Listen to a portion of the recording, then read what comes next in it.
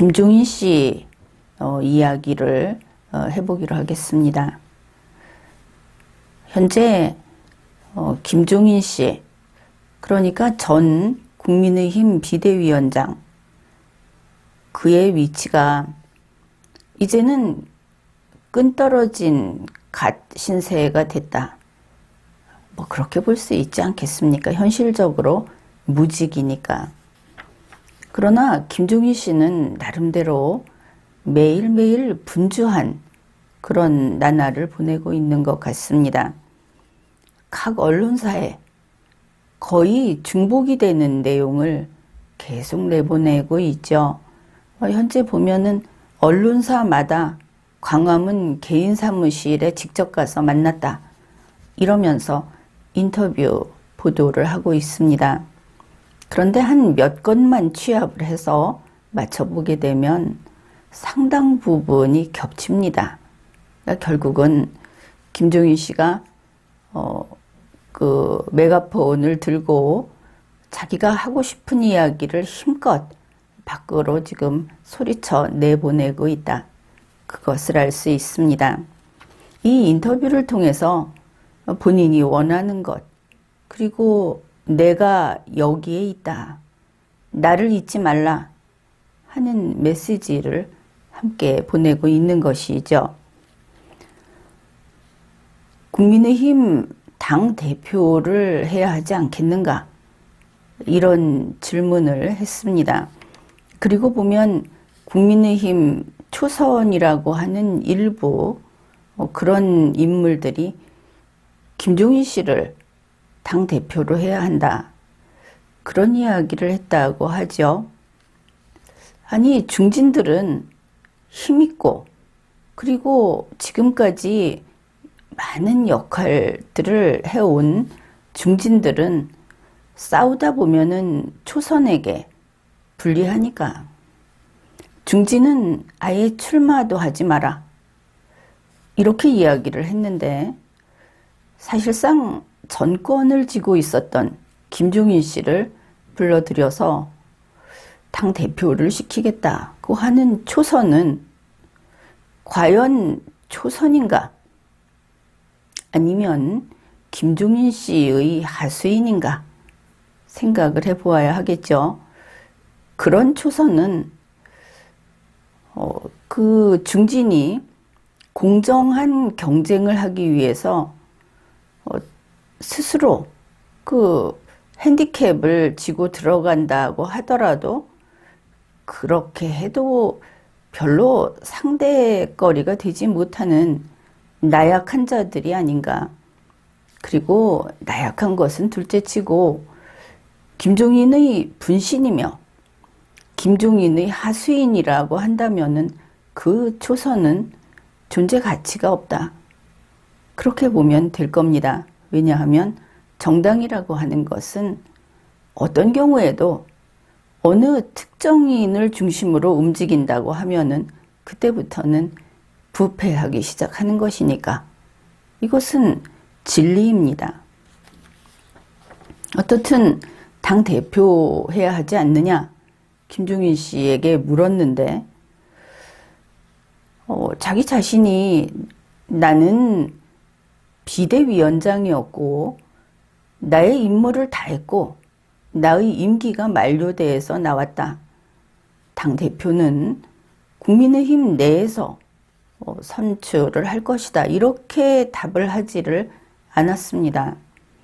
자기의 임무가 끝났는데 계속 뒤돌아보면서 거기에 아직도 핸들을 잡고 있는 것처럼, 사실은 그렇지 않죠. 핸들은 그의 손을 떠났습니다. 그런데 어떻게 해서라도 그 핸들을 다시 잡고 싶어서 이렇게 하는 것은 보기 좋지는 않죠. 김종인 씨의 말입니다. 자기가 왜 비대위원장 자리를 맡았는가에 대한 설명입니다. 문재인 정권의 폭주를 막아야 하고, 그래서 야당이 다음번 대통령 선거를 준비할 수 있을 정도의 기반을 만들어 주어야 하겠다. 그때까지만 한다고 했던 거다.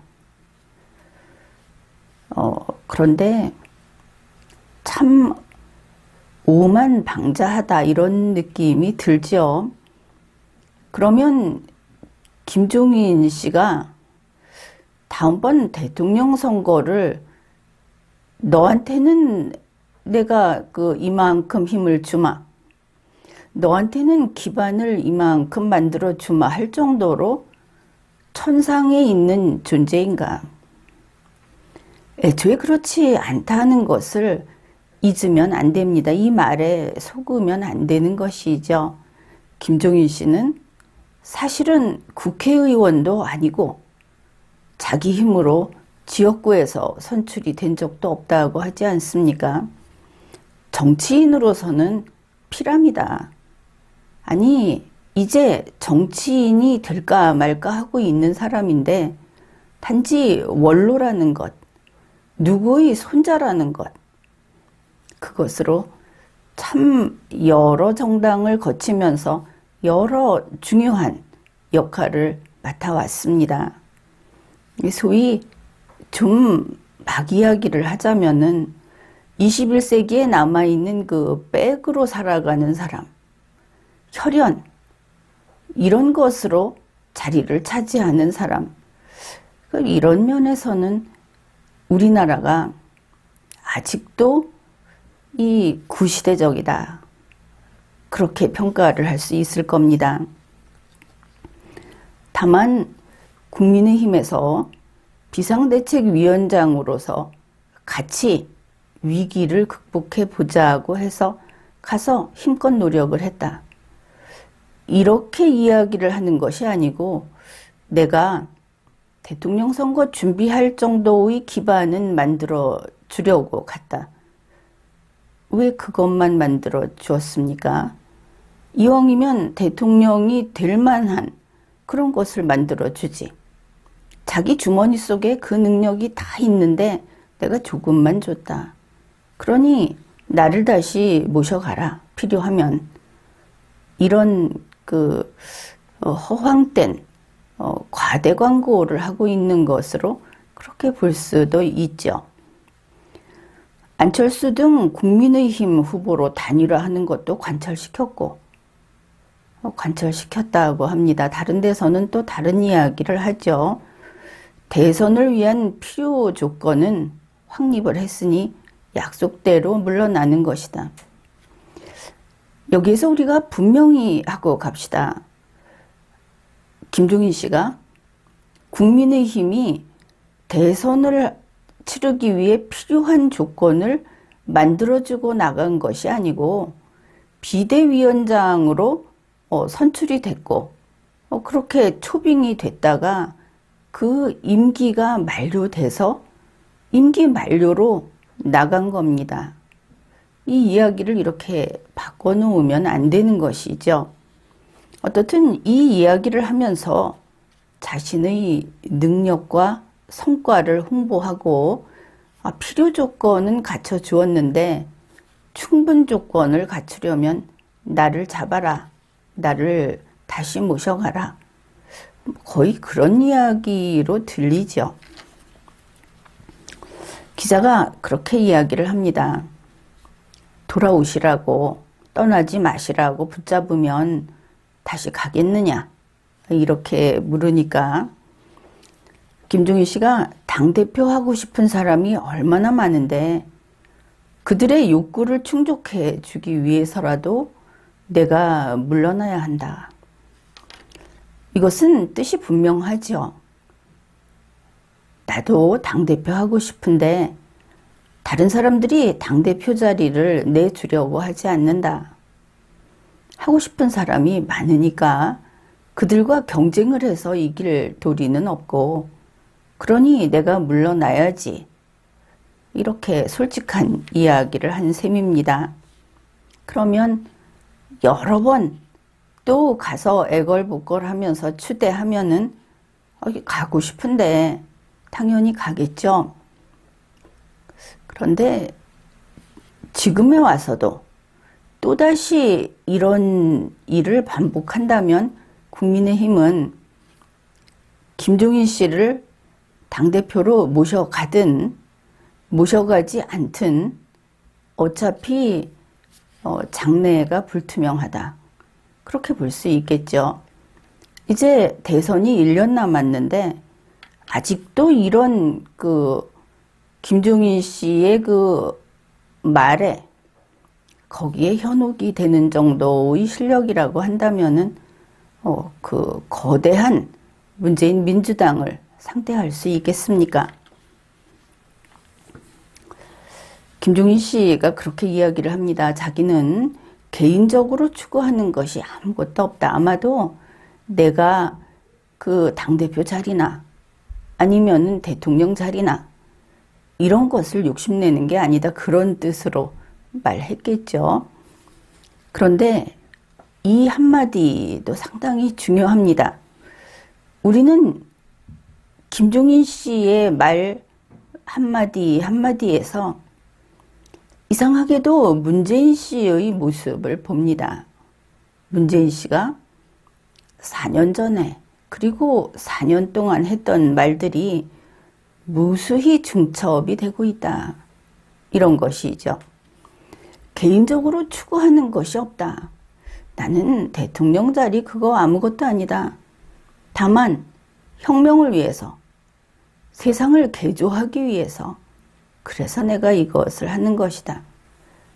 그런 이야기를 한다면은 자유민주주의 국가에서는 함께 살아갈 수 없는 그런 인간형이다. 그렇게 이야기할 수 있겠습니다. 이런 식으로 자신이 추구하는 것이 개인적인 것이 아니다. 그냥 이것은 정의이고 공익을 위해서 한다. 이런 말을 하는 사람.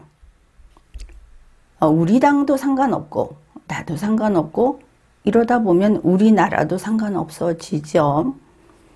바로 이런 사람은 독재자의 유형이다. 김종인 씨는 했다 하면 전권을 달라고 하죠.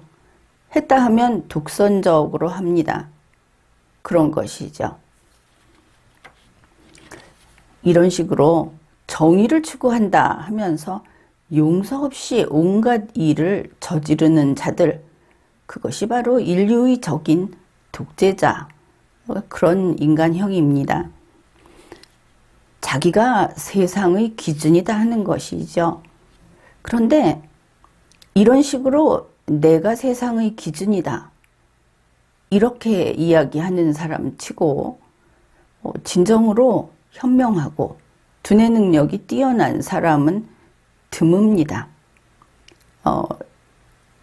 머리가 좋은 사람, 그 두뇌 능력이 뛰어난 사람은 애초에 이런 비논리적이고 모순되는 이런 주장을 하지 않는 것이죠.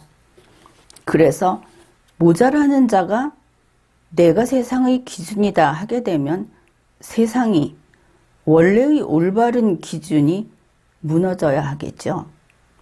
바로 지금처럼 나라가 무너지는 겁니다.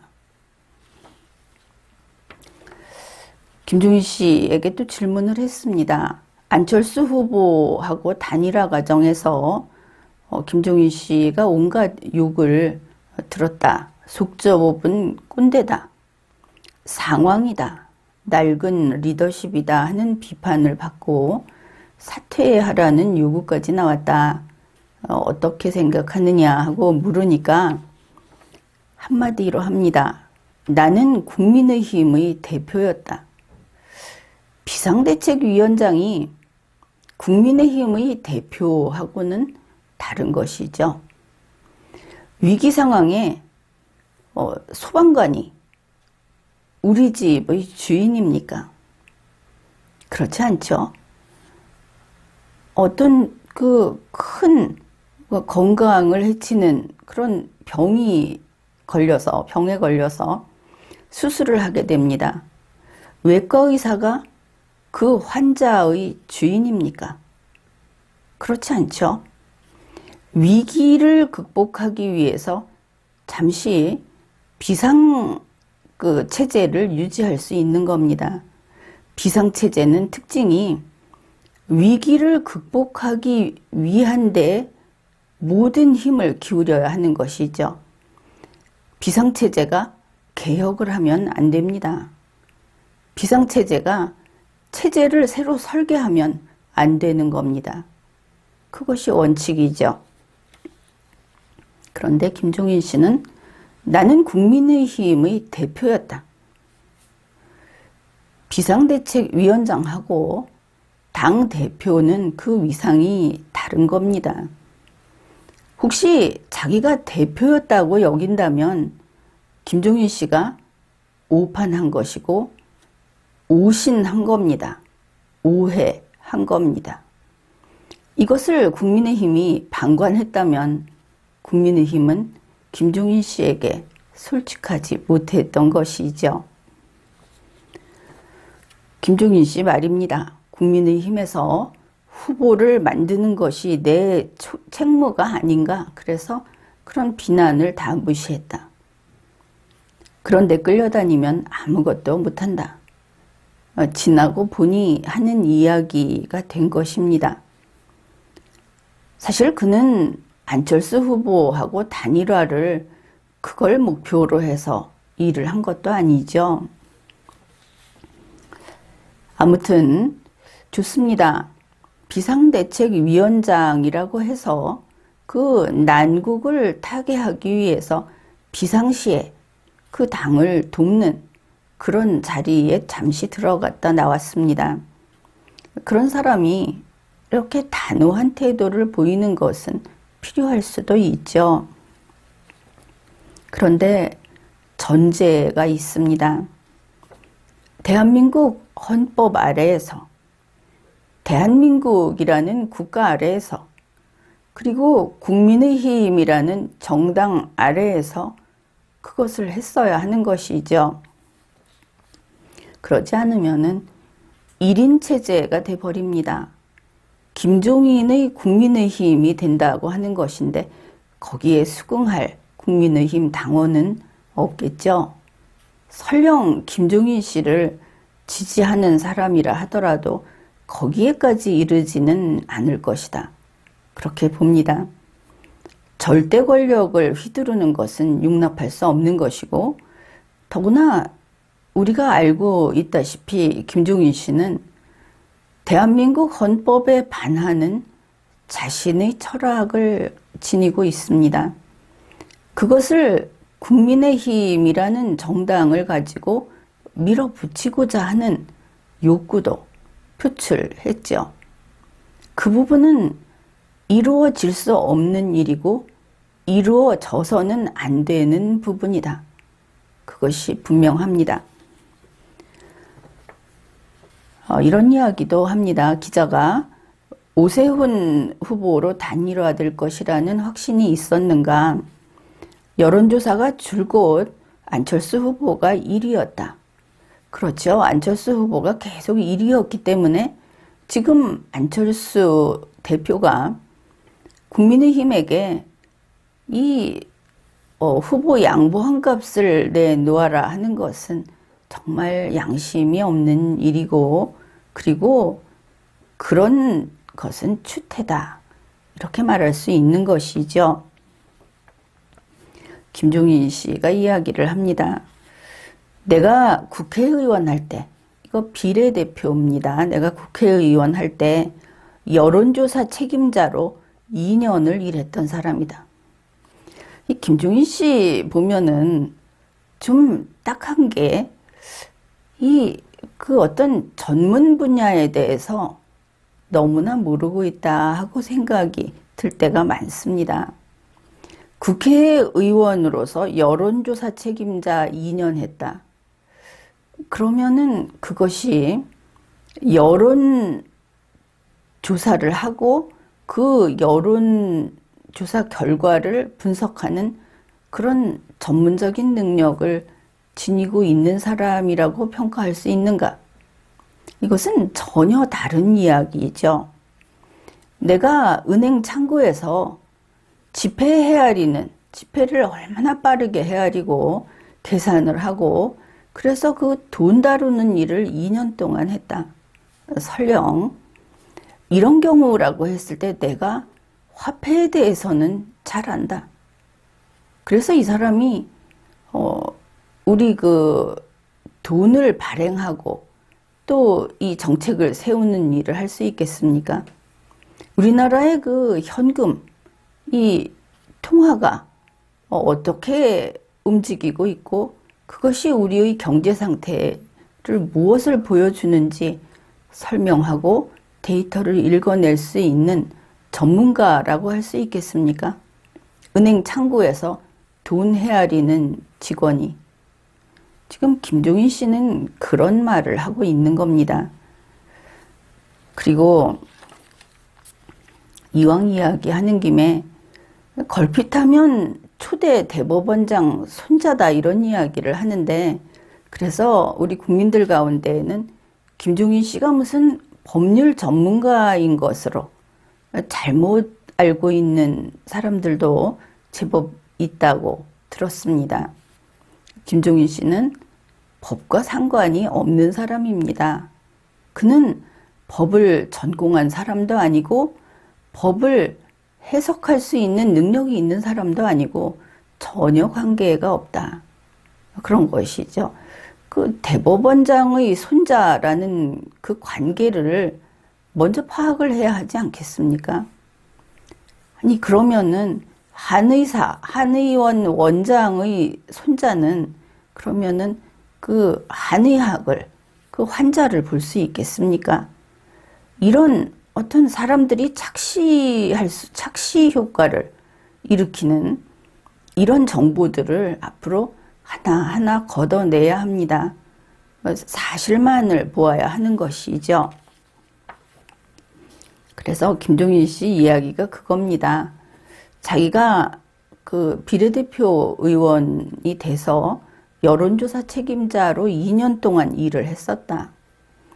그래서 밖에서 막연하게 여론조사 결과를 바라보는 사람하고 하나하나 요소를 따져서 결정하는 우리와는 차이가 있을 수밖에 없다.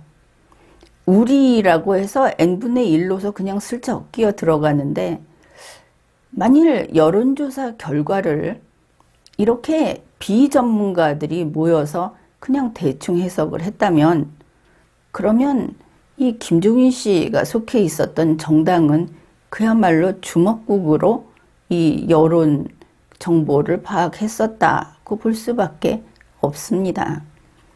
별도의 전문가가 와서 그 일을 해야 하는 것이죠.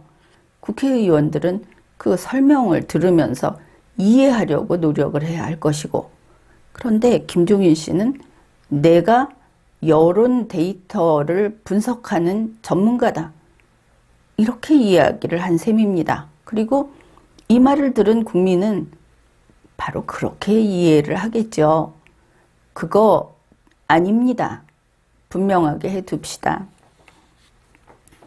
이제 그렇게 그 자기의 어떤 내가 남다른 능력이 있다, 경력이 있다 했는데 관계없는 침소봉대하는 호가호위하는 이런 것이고, 작년 12월부터 팔로우업 하면서 지켜봤고 81살도 영었습니다. 이럴 때 나경원이든 오세훈이든 단일 후보를 낼 수 있다는 확신이 생겼다. 이렇게 이야기를 했습니다. 내가 작년 12월 정도부터는 무조건 이긴다, 할 수 있다는 자신이 생겼다. 그럴 수도 있겠죠. 박원순 전 서울시장 사건이 난 지도 벌써 몇 달 지난 상태고, 작년 12월이다 하면은 누구라도 그런 예측을 할 수 있었을 겁니다. 게다가 설령 그런 예측을 할 수 없었다 하더라도 반드시 싸워야 하고 반드시 이겨야 한다면은 결국은 결단을 할 수밖에 없는 것이죠. 그런데 지나고 나서 내가 국회의원 할 때 여론조사 데이터를 2년 동안 그 분석을 한 사람이다. 결과 나왔으니까 하는 말이다. 이렇게 그냥 너그럽게 봐주기로 하죠. 그러면 김종인 씨는 앞에 수정구슬을 두고 거기에 두 손을 허우적거리면서 미래를 읽을 수 있는 능력이 있는 인간인가? 오세훈이든 나경원이든 누가 나가도 이긴다고 그렇게 이야기할 수 있는 미래 예측 능력이 있는 인간인가? 그것은 확실하게 이야기할 수 있습니다. 그것은 그렇지 않습니다. 김종인 씨의 그런 능력이 있다고 본인이 주장을 하든 김종인 씨를 과대평가해서 그렇게 평가하는 사람이 있든 그런 이야기들은 한마디로 정리할 수 있습니다. 그건 그냥 뻥입니다. 기자가 오세훈을 결국 후보로 만들고야만 뚝심에 놀랐다. 근데 이 인터뷰를 볼 때 혹시 기자가 김종인 씨 사무실에 가서 바닥에 방석을 놓고 꿇어 앉아서 질문을 했는가? 그런 궁금증이 생길 정도로 지나치게 떠받들면서 이런 그 인터뷰를 진행을 했다. 그런 느낌이 왠지 듭니다. 김종인 씨의 이야기입니다. 오세훈도 한동안 많이 흔들렸다. 주변에서 하도 압력을 가하니까 그래서 정치인이 그렇게 허약하면 안 된다. 힘들면 압력 전화를 받지 말아라. 욕은 다 내가 먹겠다. 김종인 씨가 그렇게 그 등을 들이대면서 오세훈 씨에게 나에게 의지해라. 내가 지켜주마 뭐 이랬다 하는 이야기죠. 그런데 오세훈 후보가 결국은 선거에서 보궐선거에서 승리할 때에는 뭐니 해도 그 후보자 자신이 가장 노력을 많이 합니다. 본인의 능력이 당락을 좌우하죠. 정당이 중요하다 하는 것은 거기에 덧붙여지는 것입니다. 이게 결합해야 하는 겁니다. 김종인이 오세훈 씨의 손을 잡고 있기 때문에 된 것은 아니다. 참 중요한 부분인데 번번이 이렇게 잘못 생각을 하죠. 그건 그렇고 아니 오세훈 씨가 서울시장 보궐선거에 당선이 된 게 이제 몇 날이나 지났다고 이렇게 오세훈을 짓이겨 버리는가. 체면도 살려주지 않고 참 이 인간이 나쁘네 하는 생각이 들죠. 현재 81살이나 된 사람이 어째서 오세훈 시장을 이렇게 볼 것 없이 처참하게 남들 앞에 얼굴을 들 수 없게 비겁자로 울음이나 터뜨리고 마음 허약한 그런 사람으로 보이게 하는가. 기자가 설령 그런 질문을 했다 하더라도 그렇게 이야기를 해서는 안 되죠. 그런데 해버렸습니다. 오세훈 시장은 자기 분수를 지킬 수밖에 없을 것이고 그의 임무는 수도 서울 사수 그리고 서울을 다시 생동감 넘치고 발전하는 도시로 서울 시민이 다시 희망을 추구할 수 있는 그런 곳으로 만드는데 이제 전력을 다해야 할 겁니다. 다른 당을 보면서 어떤 정치적인 다른 욕심을 부린다 하는 것은 적어도 6년 후, 10년 후 이렇게 뒤로 미뤄야 하겠죠. 안철수 후보를 왜 그렇게 미워했는가 하는 질문에 이렇게 이야기를 합니다. 2011년 8월에 처음 만나서 지금까지 봐오면서 정치에 대한 생각, 그리고 정치의 방식, 이것이 계속 어긋났을 뿐이다. 이것은 좀 위험한 이야기죠. 10년 동안 계속 정치에 대한 생각과 방식이 어긋났다. 그러면은 앞으로 10년 동안 그것이 크게 달라질 일이 없다 하는 뜻이겠죠. 안철수 대표하고는 이제는 인연은 끝났다. 아주 대단한 어떤 이익을 갖다 바친다면 혹시 모르죠. 김종인 씨는 실리적이니까. 그런데 본인의 말은 이렇습니다. 그리고 국민의힘 대표로서 자기가 입장이 그랬다고 하는데 그 앞뒤에 붙인 말은 그 필요 없고 그냥 김종인 씨 눈에, 김종인 씨 마음에 안 들었다. 볼 때마다 거슬렸다. 그 정도로 보면 될 것 같습니다. 비대위원장 이제 1년 정도 했는데 그동안에도 여러 우여곡절이 있었죠. 그런데 아무튼 스스로 얼마나 잘했다고 생각을 하느냐. 그러니까 잘했다, 많이 했다 이런 이야기를 합니다. 10개월 8일 동안 했다. 당명을 바꿨다. 그리고 미래지향적인 정책 정당으로 변모시키려고 노력했다. 그 미래지향적인 정책 정당이 됐다면 인물 중심의 그 구태의연한 정당으로 되돌아가서는 안 되겠죠. 충분히 그 봉사를 한 김종인 씨는 아주 가볍게 뒤도 돌아보지 않고 떠나는 것이 옳겠다. 이 단어 미래지향적 정책 정당이라는 말에서 우리는 그런 그 판단을 하게 됩니다.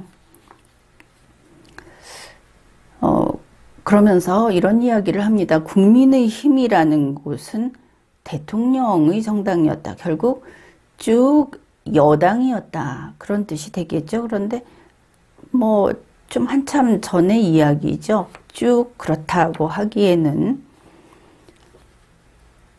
그러면서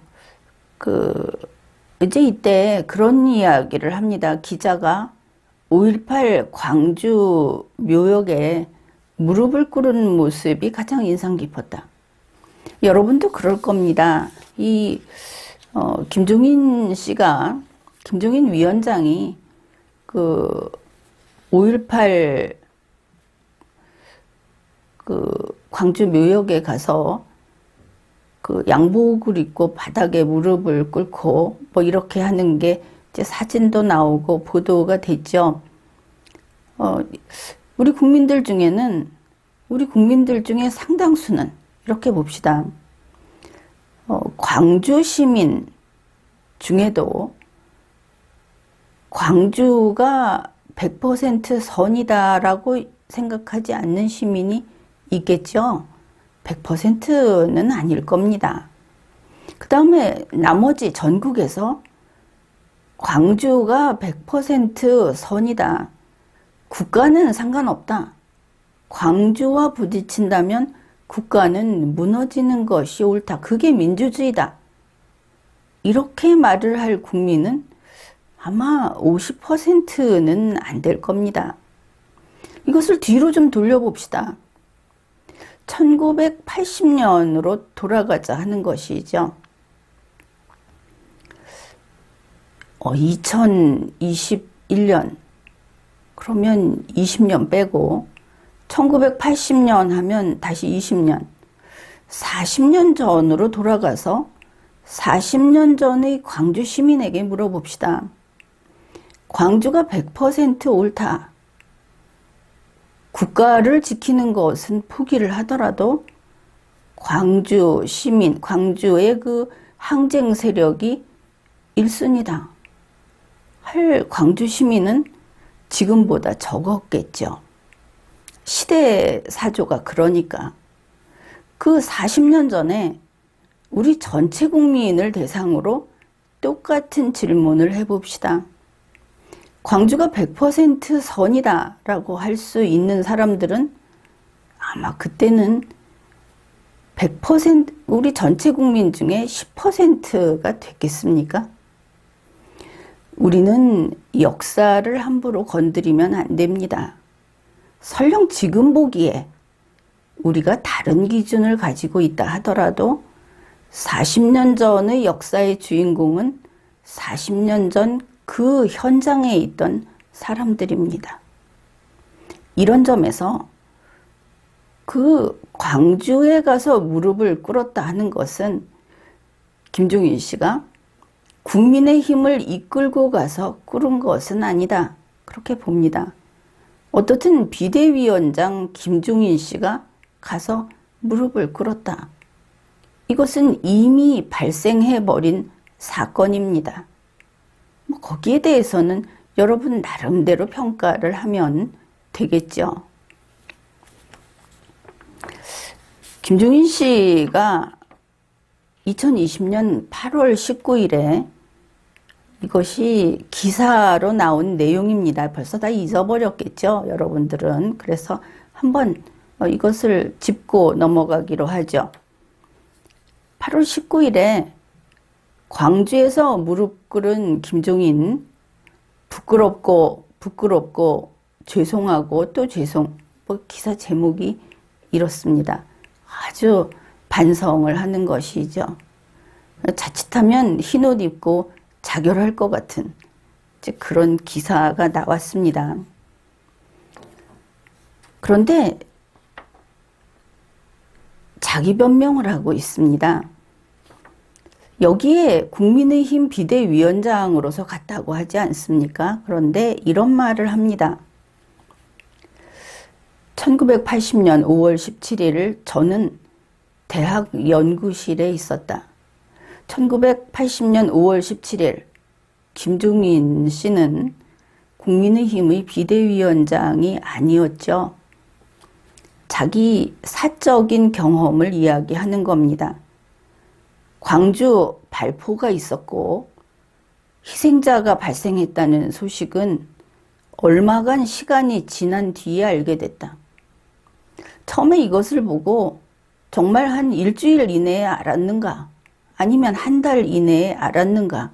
이렇게 생각을 해보았습니다. 그러나 아마도 얼마간이라고 하는 이야기는 사실 한참 뒤인 요즘이 아닌가, 최근 몇 년이 아닌가. 왜냐하면 이것은 논란이 있는 사항이죠. 김종인 씨가 이렇게 단언할 수 없는 사안입니다. 그런데 하여튼 자기는 알았다고 합니다. 자기는 강의실에 있었기 때문에 뒤늦게 알았고 나는 그 현장에 간 사람도 아니고 그런데 반성을 한다고 이야기를 하죠. 그러면서 무슨 표현의 자유라는 명목으로 엄연한 역사적 사실까지 부정할 수는 없다. 김종인 씨는 엄연한 역사적 사실이라고 이야기를 했고 거기에 사죄를 했습니다. 김종인 씨가 한 것이죠.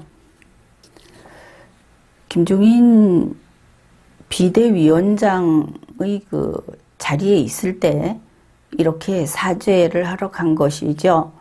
그는 그런 말을 합니다.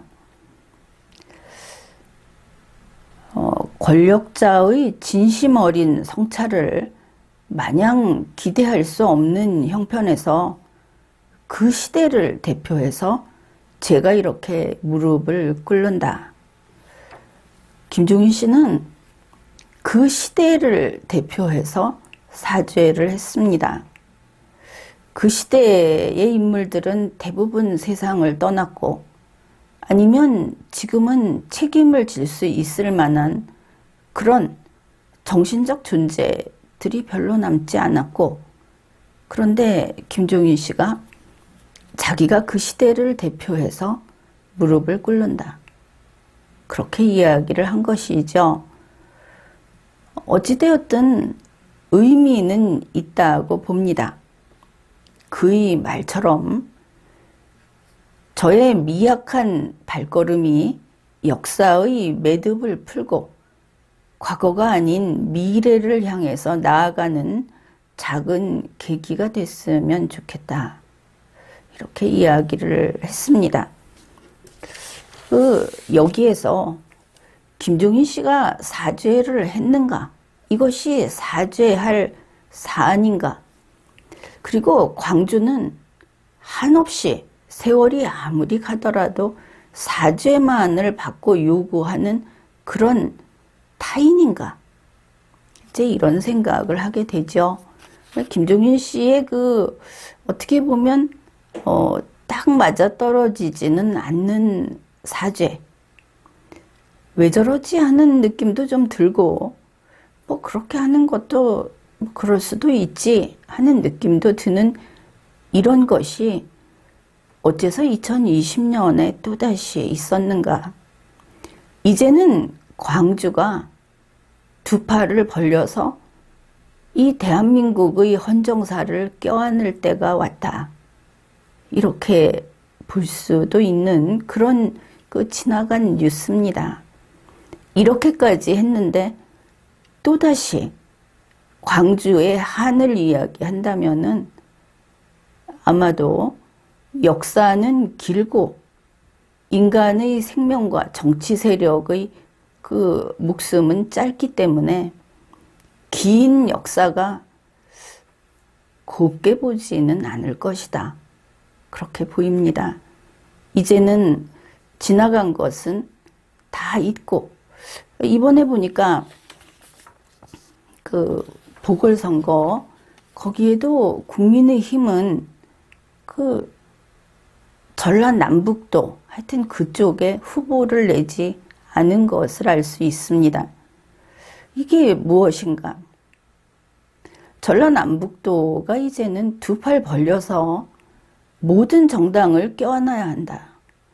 오직 문재인 민주당 하다가 지금 이 사단이 났죠. 전라남북도가 이제는 정당을 가리지 말고 국민의 자리로 돌아와야 하는 겁니다. 그래서 국민으로서 모든 정치 세력을 같이 감시하고 우리가 원하는 헌법과 대한민국에 맞는 그런 정치 세력으로 관리해 나가야 하는 것이지, 국민의힘은 무조건 치고 더불어민주당은 무조건 껴안으니까 둘 다 버릇을 그르쳐버린 것이죠. 그렇게 되는 겁니다. 이제는 국민의힘이 전라남북도에 후보를 내서 내세우는 앞으로 이렇게 하겠다고 하는 것들이 그게 더 발전적이다 하면은 대뜸 뽑아주고, 그리고 지금까지 더불어민주당 일색이었죠. 잘못한 거 얼마나 많습니까? 그랬을 때 당신들은 더 이상 안 되겠다 하고 내보내야 말을 들어도 듣는 겁니다. 적당히 이제는 무엇이 옳은지, 아니 우리는 다 같은 국민이다 하는 것을 그런 점에 각성을 해야 하겠죠. 그래서 앞으로 선거에서는 전라남북도에서 거기에서 헌법을 반대하는 세력을 그냥 용납하면 안 되는 겁니다. 결국은 국민이 독재자를 경험하게 되는 것이죠. 이제는 거기에 국민의힘에서 후보자를 내라. 그리고 후보자가 나가면 전국 평균치만큼은 뽑히는 그런 모습을 좀 보자. 이제 이런 생각을 합니다. 김종인 씨가 국회의원 했다고 하는데 기사에 나온 내용이 이렇습니다. 1981년부터 민주정의당, 민주자유당, 새천년민주당, 더불어민주당, 여기에서 비례대표로만 5번 국회의원을 했다. 그렇게 나와 있습니다. 그리고 김종인 씨는 뭐 걸핏하면 자기가 대통령 만들었다고 하는데 그 이야기도 해보기로 하죠. 먼저 윤석열 전 검찰총장 질문을 소개를 하겠습니다. 거기에 관한 제3지대에서 윤석열 전 검찰총장하고 만나서 그를 왕으로 만드는 킹메이커 역할을 할 것이다 하는 그 관측이 나오고 있는데, 이제 거기에 대해서 이야기를 들어보자고 합니다. 김종인 씨 말입니다. 윤석열이 특이한 공직자인 것은 맞는다. 그러면서도 장점만 있는 것도 아니다. 특검을 할 때 문재인 대통령과 가까워지려고 했는지 무리수를 많이 뒀다. 이제 특검 때 이야기를 합니다. 이제 특검하고 검찰총장 사이에 선을 싹 긋는 것이죠. 칼집을 내가지고 분리를 시킵니다. 여기에서 김종인 씨는 윤석열 씨에게 대단히 가까이 가고 싶어 하는구나. 이 구애의 메시지를 이렇게 보내고 있구나 하는 것을 읽어낼 수 있죠. 그러면서 장점만 있는 것은 아니다라는 말도 그렇습니다. 사람은 장점만 있는 사람은 없죠. 그런데 장점만 있는 것은 아니다 그러면 단점도 있다 해서 이 사람은 최소한 단점이 10 가운데 5보다는 적구나, 이런 이미지를 먼저 보여주는 겁니다.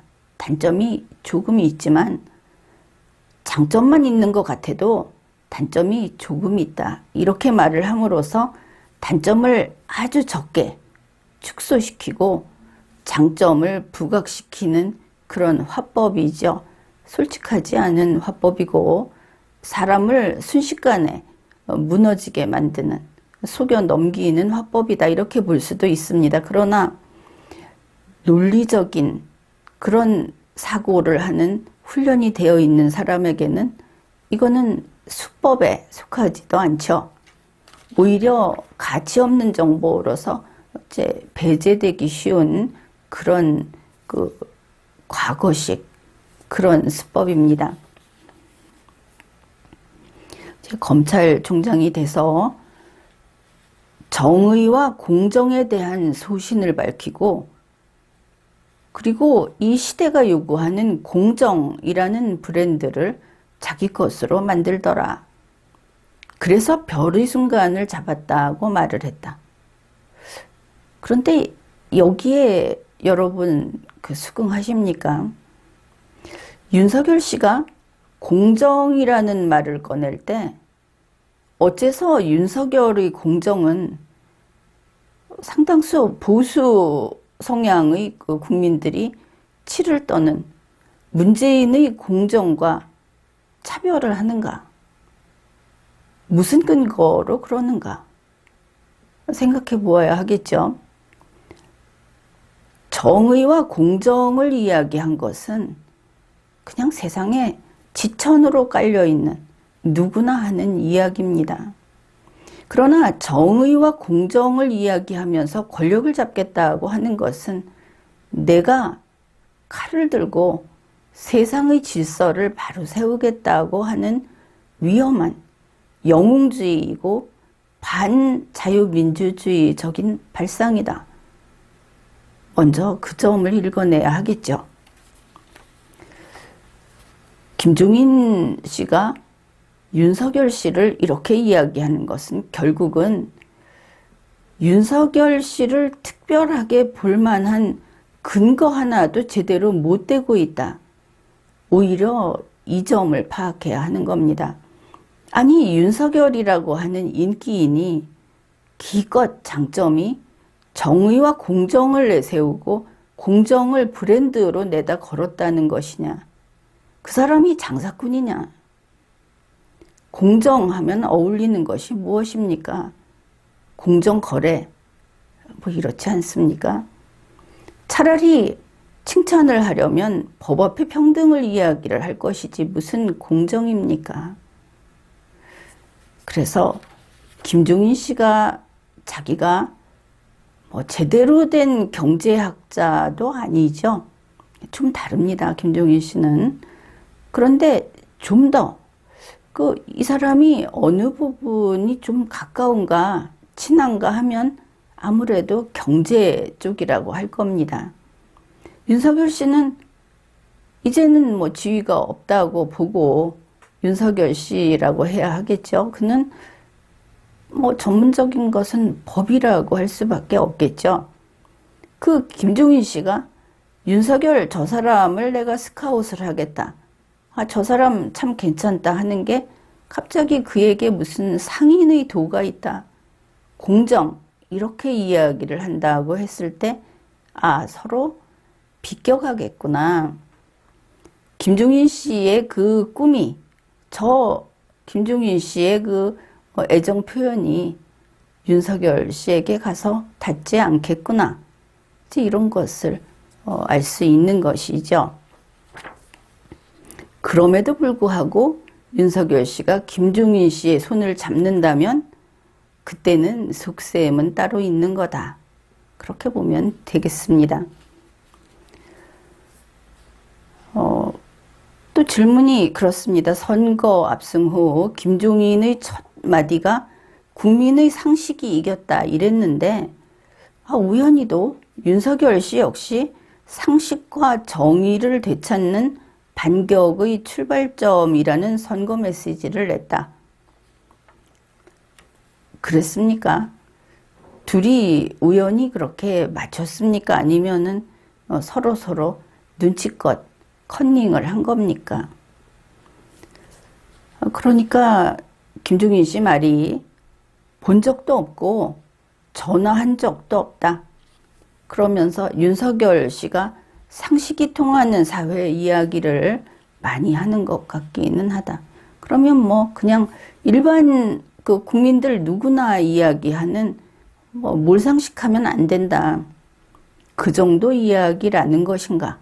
아니 김종인 씨가 선거 그 결과 나오고서 한 이야기가 그냥 퇴근길에 어느 샐러리맨이나 할 수 있는 그런 이야기를 했던 거냐?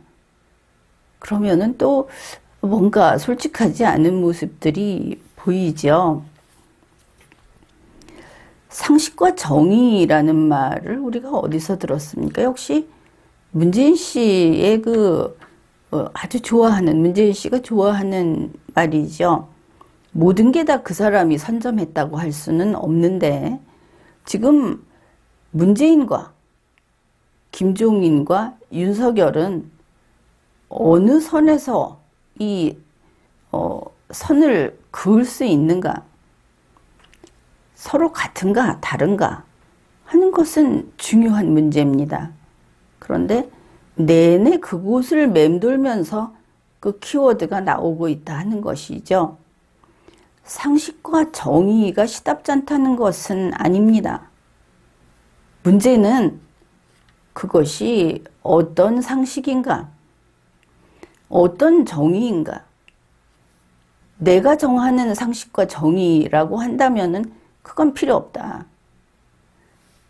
국민이 말하는 상식과 정의여야 하는데 자기들 마음대로 이것이 상식과 정의다라고 들고 나오는 자들, 지금 카메라 앞에 나서는 사람들이 되게 그런 사람들이죠. 지금 김종인 씨 마찬가지다. 우리 국민은 이런 부분들을 세밀하고 날카롭게 제대로 봐야 하는 겁니다. 김종인 씨는 윤석열 씨에게 지금 마음이 가 있어서 염치불구하고 좋아한다는 이야기를 합니다. 기자가 먼저 손을 내밀 수도 있느냐고 물으니까 사람에 대한 실망을 하도 많이 해서 함부로 찾아가거나 그러지는 않을 거다. 눈을 떼지 못하는 것이죠. 윤석열 씨 쪽을 보면서 왜 저렇게 입맛을 다시고 있을까? 그것도 참 흥미로운 부분입니다. 윤석열 씨가 그렇게 만만한가? 뭐가 그렇게 먹음직스러운가? 그래서 군침을 저렇게도 흘리고 있는가? 여러분도 잘 지켜보아야 하겠죠. 김종인 씨는 윤석열 씨에게 그냥 사탕 발림을 대거합니다. 솔직히 윤석열이 대통령 후보감이라고 생각한 사람이 있었느냐? 갑자기 1년 사이에 생겨난 거다. 인기가 오른 것은 뭐 그렇게 볼 수도 있을 겁니다. 어떻든 그렇다고 합시다. 그런데 김종인 씨는 여기서도 자기 몸값을 올리는 일을 결코 망각하지 않습니다. 노무현도 대통령이 될 거라고 누가 생각을 했겠느냐? 갑자기 노무현 전 대통령을 들고 나옵니다. 윤석열 씨하고 노무현 전 대통령이 유사점이 있습니까? 글쎄, 노무현 전 대통령이 변호사 출신이었다. 민변 출신이었다. 윤석열 씨는 변호사를 좀 했었지만 민변 출신은 아니었죠. 성향이 다른 겁니다. 근데 둘을 지금 하필이면 노무현을, 이거 이유가 있겠죠. 딴 게 아니고 노무현도 나를 킹메이커로 생각했었다. 그 이야기를 하려고 이렇게 엮어 놓은 겁니다. 노무현이 김종인 씨를 찾아와서 도와주십시오 했을 때 저렇게 생긴 사람도 대통령이 될 수 있을까? 처음에 그렇게 생각을 했다. 그렇게 말을 합니다. 그러니 이 김종인 씨는 대단한 사람이죠. 노무현 전 대통령이 와서 저를 대통령으로 만들어 주십시오 하고 찾아왔고, 박근혜 전 대통령이 찾아왔고, 문재인 씨, 문재인 현 대통령이라고 하죠. 그가 대선을 앞두고 찾아왔고, 그러면 김종인을 통하지 않으면 대선 못하는 겁니까? 전부 김종인 씨의 손을 거쳐간 그 수제품들이다. 그 대통령들이. 이런 이야기를 하는 겁니다. 그러니 이번에도 또 내 손을 거치지 않으면 안 된다는 이야기가 되겠죠. 그러니까 윤석열 나를 잡아라. 그런 이야기를 하는 겁니다. 그런데 이거 사실과 좀 다르죠. 이낙연 씨는 이번 선거로 탈락하는 것 같고 이재명도 쉽게 되지 않을 것이다.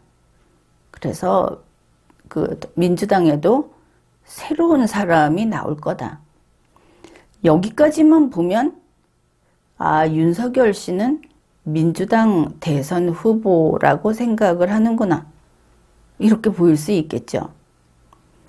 아마 그것이 가능성이 없지는 않을 겁니다.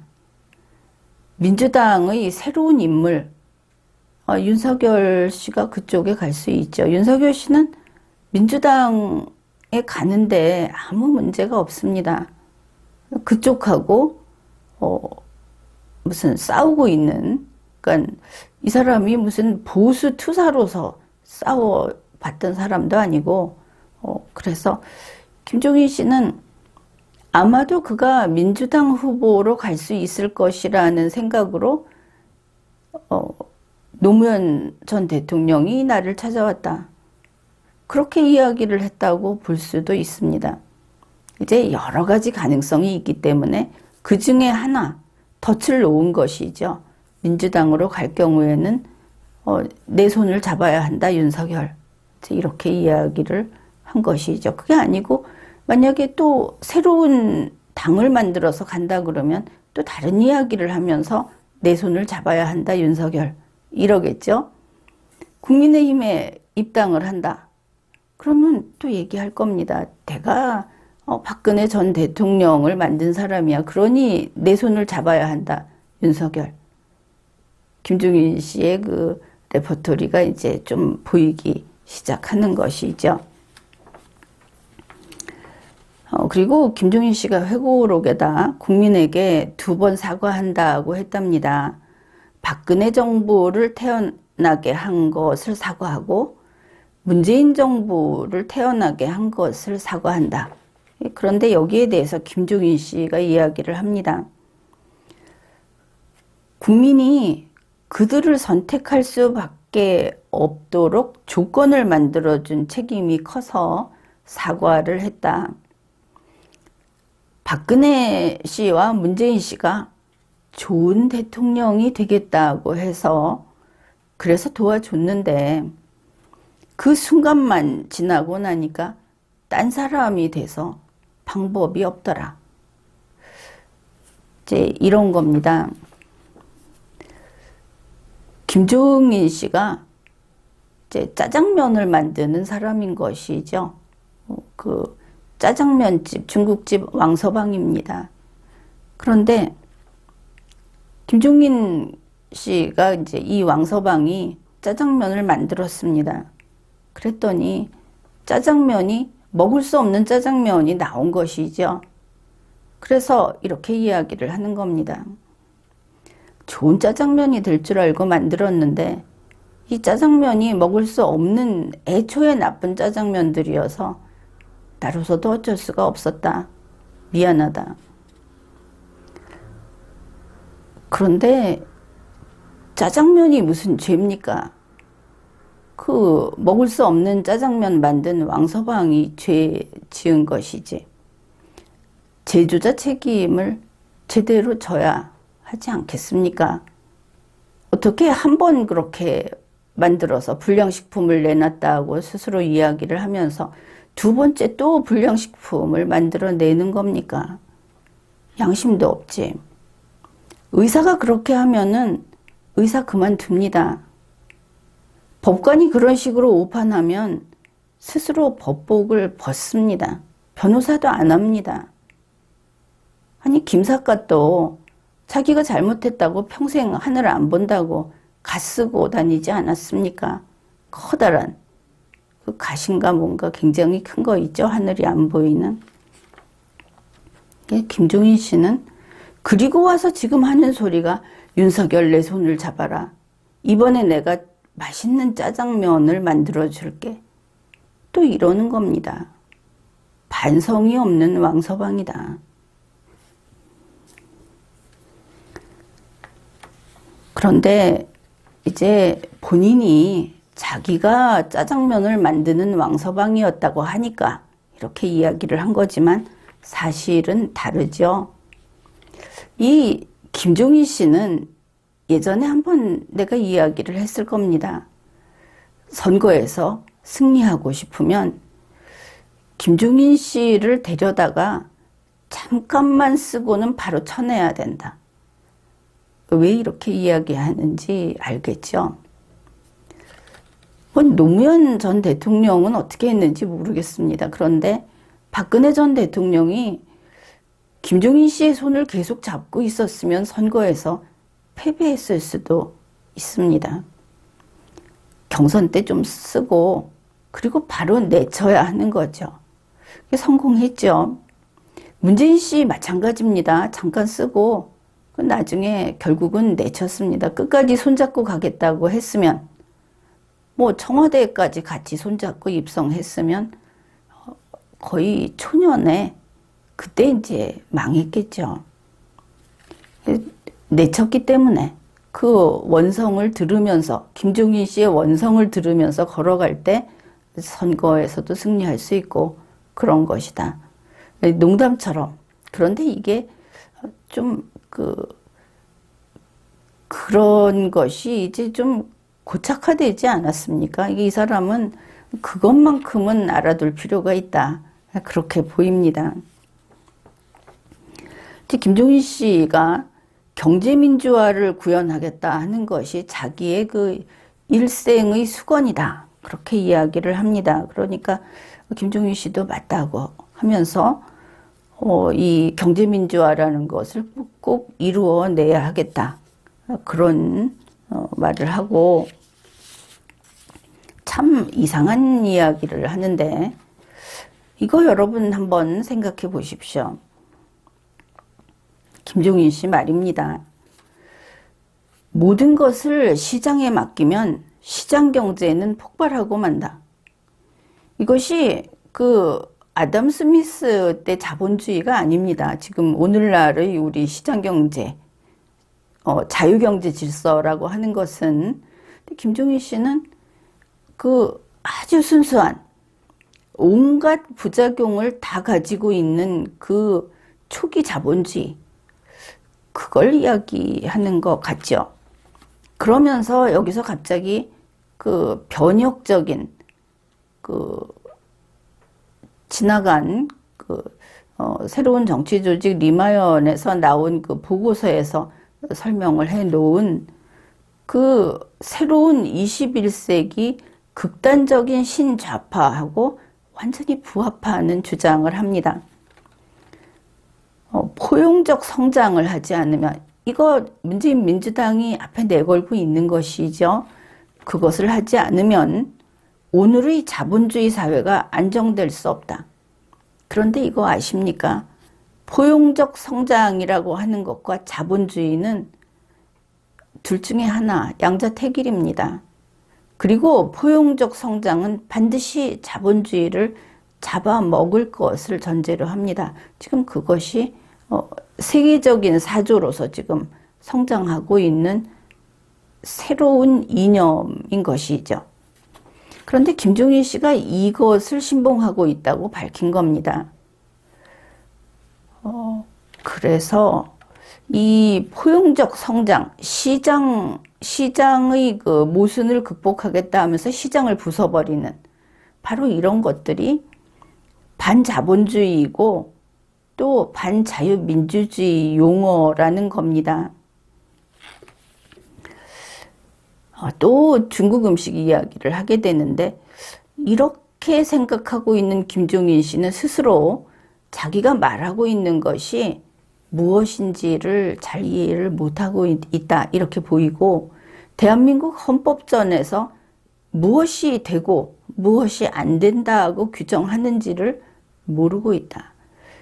이 사람이 설령 헌법 그 제9차 개정 헌법을 만들 때, 헌법 개정을 할 때 뭐 자문을 했을지 개입을 했을지 모르지만 이 사람은 헌법을 모르는구나, 이렇게 평가를 합니다. 하고 있는 이야기를 봐서. 그래서 우리 헌법이 규정하는 경제 질서는 김종인 씨가 알고 있는 그 경제 민주화와는 다른 것이다. 자기가 생각한 것을 헌법 개정안에 집어넣었다고 본인은 확신을 하는지 모르겠지만, 헌법의 시스템에서 안 되는 것은 안 되는 겁니다. 자기가 틀린 거죠.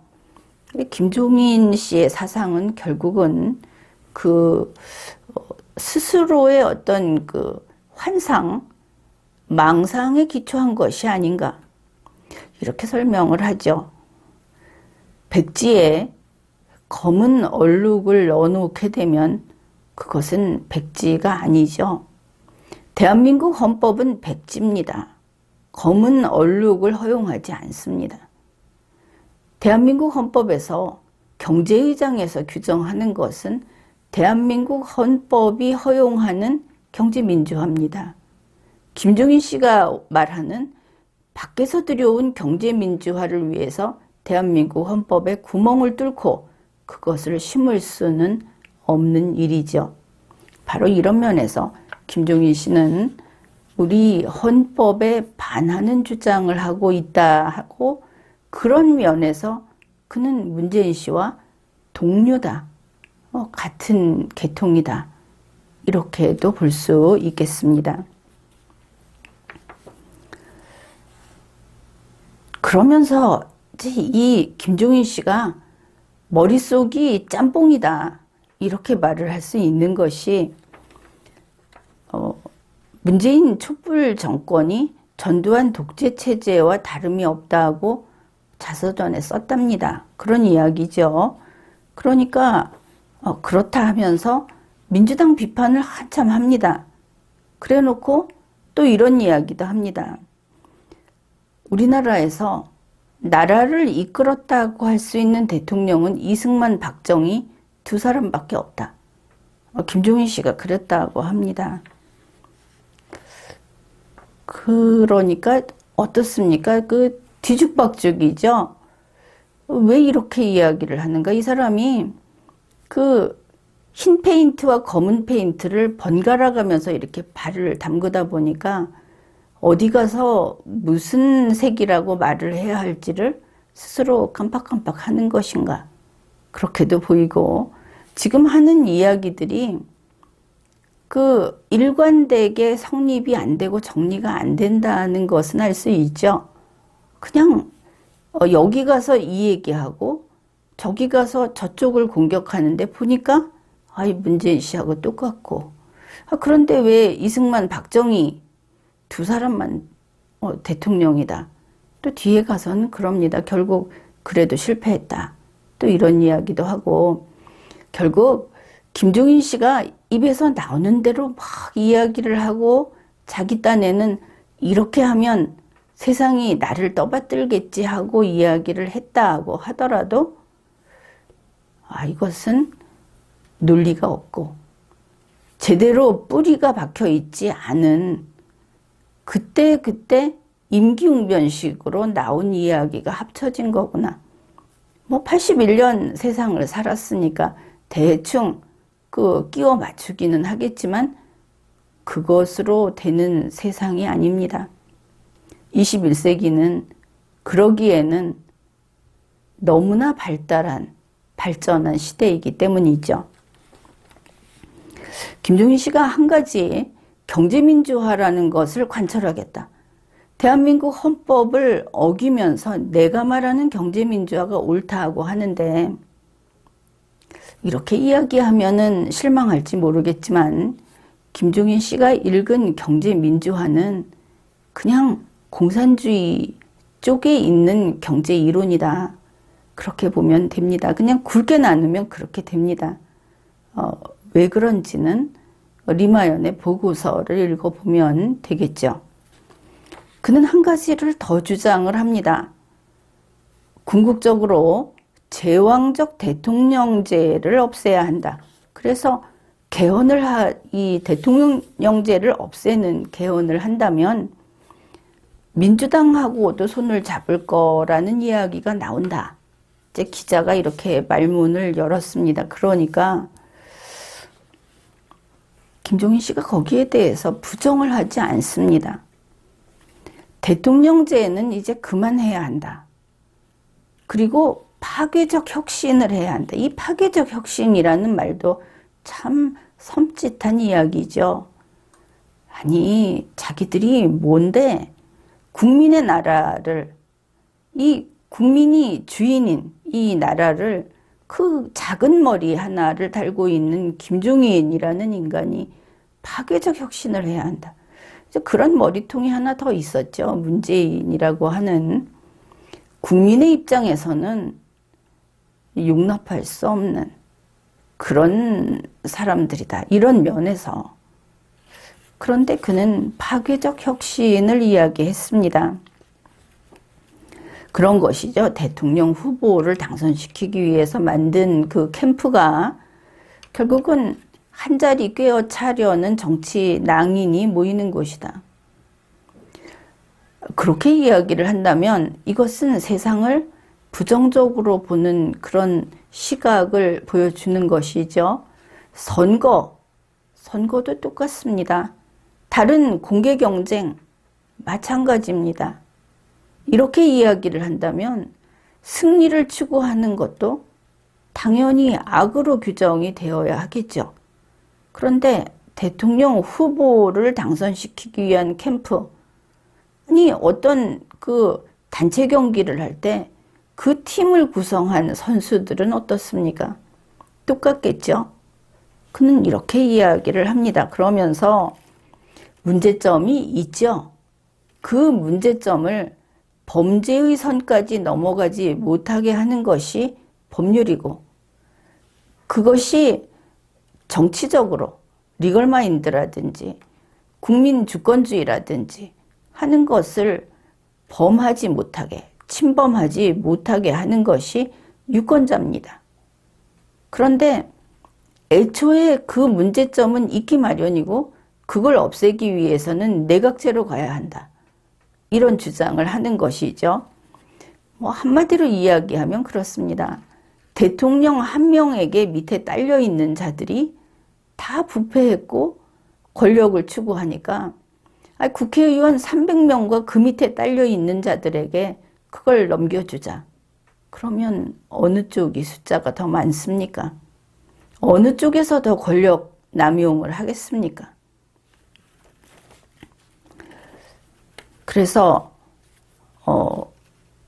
개헌 논의를 지금 못해도 내년에는 하지 않겠느냐 이러면서 그 내각제 개헌을 뭐 부정하지 않습니다.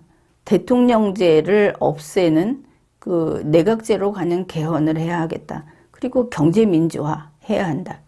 이 두 가지만 보게 되면 굳이 김종인 씨의 이 정책, 이런 노선을 따라가는 어떤 대통령 후보자를 대통령으로 만들 필요가 있겠는가? 그런 정당을 다수당으로 만들 필요가 있겠는가? 그럴 필요조차 없어지는 것이죠. 결국 이 내각제라고 하는 것은 대통령이 독재를 할 수 있고 그것 때문에 어떤 권력이 남용되고 부패한, 즉 그런 일이 생기니까 국회에다가 입법권이 이미 국회에 있죠. 거기에다가 정부의 집행권까지 주겠다. 대통령의 권한까지 거기서 행사하게 하겠다고 하는 것이 됩니다. 결과적으로 그렇죠. 국회가 우리나라 풍토에서 국회가 내각제로 가가지고 정부를 결국은 차지하게 되면 그 결과는 대단히 공포스러운 그런 것이 될 것이다. 이것을 놓치지 말아야 합니다. 한국의 패거리 정치라고 하는 거 여러분 다 알고 계시죠? 이 지긋지긋한 패거리 정치는 비단 정치인만이 아니라 밑으로 내려가서 각 단체, 또 일반 그 직장에도 그런 게 있고 심지어 연예인도 그렇고 이 패거리 정치라고 하는 것은 참 뿌리 깊은 그런 어떤 좋지 않은 성향입니다. 이것을 끊어놓는 것이 바로 헌법주의 국가라는 것이죠. 헌법과 법률로서 모든 기준으로 삼는다. 인간이 아니고 우두머리, 각 집단의 우두머리 중심이 아니고, 그런데 그거를 지금 국회의원들이 원하죠. 헌법 개정을 1차 다루는 사람들이 국회의원입니다. 300명이 자기도 한번 그냥 있다가 대통령도 해볼 수 있고 아니면 장관도 할 수 있고 겸해서 그거 해보고 싶은 겁니다. 내각제 개헌을 한다고 하면은 국회의원들이 찬성하겠죠. 여야가 따로 없습니다. 바로 이런 모두들 자기들의 욕심을 탐하는 그런 방안을 내놓고 있는 거다. 제왕적 대통령제 이야기 하는데 법만 제대로 집행을 하면, 지금 같은 이런 권력 융합을 하지 않으면 우리나라만큼 대통령의 권한을 법으로, 헌법으로 완전히 잡아매놓고 있는 국가도 드뭅니다. 제대로 대통령 역할을 할 수 있는 그런 헌법과 그런 법률하에 있는 우리나라인 것이죠. 이 제도라고 하는 것은 도구입니다. 프라이팬이나 파리채나 똑같은 도구입니다. 이 도구는 쓰는 사람에 따라서 그 도구가 나중에 성취해내는, 만들어내는 결과가 달라지죠. 도구는 선한 도구입니다. 그런데 이 도구를 계속 악용을 하게 되면 제도가 대통령제, 의원 내각제가 문제가 아니고 대통령제에서 독재를 하고 패거리 정치를 하는 1인 치하에 매달린 사람들이 있다면 내각제로 바꾸어서 300명 밑에 매달려 있는 패거리가 패거리 정치를 하겠죠. 도구를 악용했을 때 나쁜 것은 도구가 문제가 아닙니다. 인간이 제대로 들어오면 도구는 제대로 쓰입니다. 그런데 도구를 악용하는 인간을 보면서 다른 인간이 역시 악용하는 인간으로서 양산이 된다 하는 게 문제입니다. 헌법을 지키지 않아도 되는 대통령, 안철수 씨가 처음 나와서 그런 이야기를 했습니다. 대통령이 되면 대통령이 마음대로 임명할 수 있는 자리가 뭐 몇만 개인가 되는데 그거 내가 잘하겠다. 아주 기가 막혔습니다, 그때. 그거 그렇게 할 수 있는 거 아닙니다. 해서는 안 되는 것이죠. 그런데 그걸 당연시하고, 그런데 안철수 씨는 지금까지 별로 학습도 되지 않았고 반복하고 있죠, 같은 것을. 그런데 지금 김종인 씨가 똑같은 소리를 하고 있는 겁니다. 이거 한번 뒤집어 엎어서 의원 내각제 만들자. 그 속에는 의원 내각제 만들면 나도 공짜로 대통령 한번 할 수 있으려나? 그 마음이 얼만큼 있을까? 여러분은 어떻게 생각을 합니까? 이거 찬성하는 국회의원들 그 마음 조금씩 다 있겠죠? 뭐 상관은 없습니다.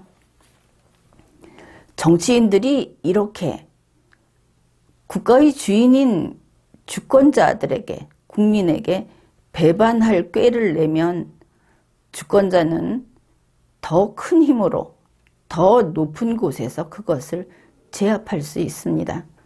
절대 주인은 일꾼에게 패배하지 않습니다. 다만 좀 성가실 뿐이죠. 그런데 김종인 씨가 이야기하는 내각제, 어느 국회의원이라도 내각제를 꺼내는 자, 가장 먼저 국회의원에서 쫓아내야 할 사람이다. 이것만큼은 분명하다. 그렇게 보면 될 겁니다.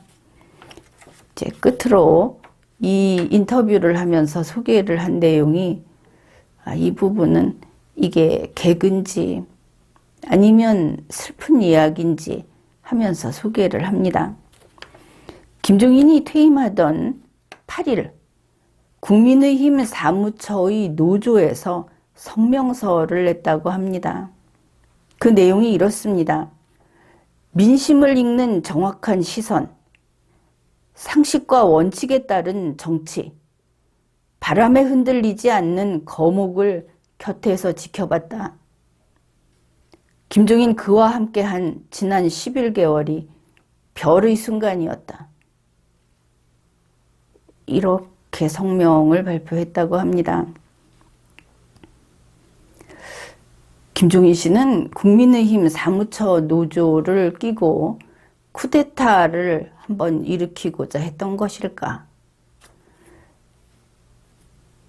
그 노조가 추앙하는 김종인은 총통이었던 것인가?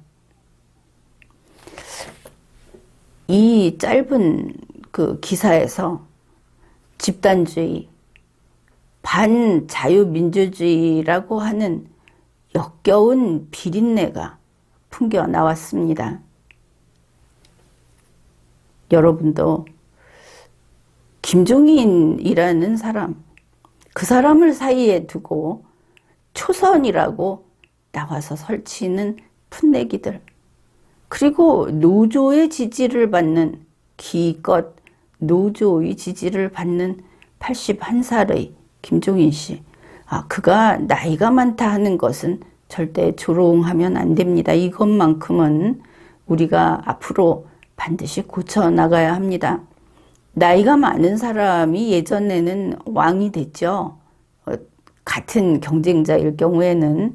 꼭 그렇게까지 갈 것은 없지만 나이가 많은 사람을 무시하고 얕보고 하는 이런 것은 반드시 고쳐야 하겠다. 그렇게 봐서 따로 이야기를 하는 것이고, 김종인 씨하고 관련된 뉴스들은 참 종종 히틀러가 생각이 나기도 하고 또 어릿광대가 생각이 나기도 하고 그렇습니다. 그러나 뭐 현실이니까 이 사람이 아직은 내가 죽지 않았다 하고 자꾸만 소식을 실어내 보내고 언론사가 그것을 보도를 해주죠. 뭐 이준석 씨가 뭐만 했다 하면은 보도를 해주듯이 지난번에 그 보궐선거 앞두고 이준석 씨 뉴스가 연일 아마 한 3일 나왔을 겁니다. 그거 표 깎아먹었죠. 그럼에도 불구하고 자기의 이익을 위해서 내보냅니다. 그런 아주 소심한 또 자기중심적인 사람들이 국민의힘에 이렇게 줄을 달아서 내가 여기 있다 이러고 있는 것이죠. 국민의힘이 제대로 담장을 정리하고 담장에 끼어 있는 이끼나 담쟁이 같은 것들은 좀 쳐내서 깔끔하게 정리를 해야 하겠다. 그렇게 봅니다. 지금까지 리걸마인드 연구소였습니다.